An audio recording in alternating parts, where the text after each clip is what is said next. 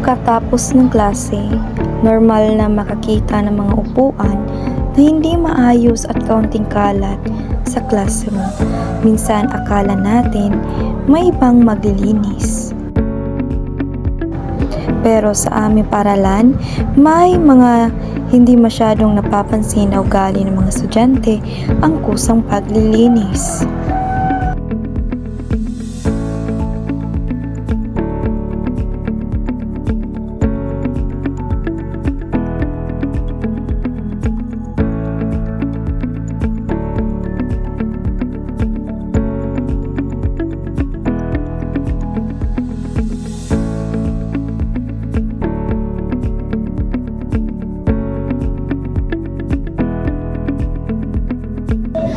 Para sa akin po ay respeto na rin sa mga susunod na gagamit ng classroom.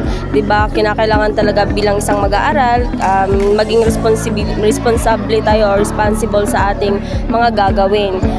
Lalong-lalo na sa learnings, 'di ba? Maaapektuhan kasi yung ating learnings if makalat yung classroom. Lalong-lalo na sa akin, mas prefer ko talaga na malinis, arrange yung mga upuan.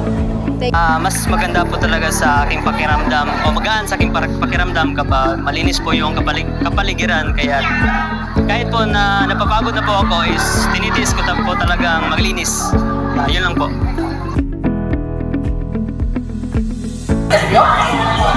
Isa ka ba naglilinis na classroom?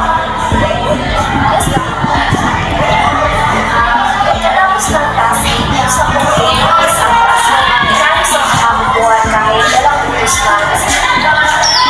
Okay, maraming salamat.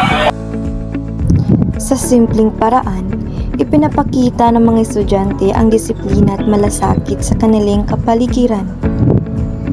Ang kusang paglilinis ay hindi lang tungkol sa kalinisan ng silid-aralan, ito ay tungkol sa responsibilidad at respeto bilang estudyante. Ngayon, ang tanong ko sa ating lahat, kung hindi tayo maglilinis, sino ang mag-aalaga sa ating classroom?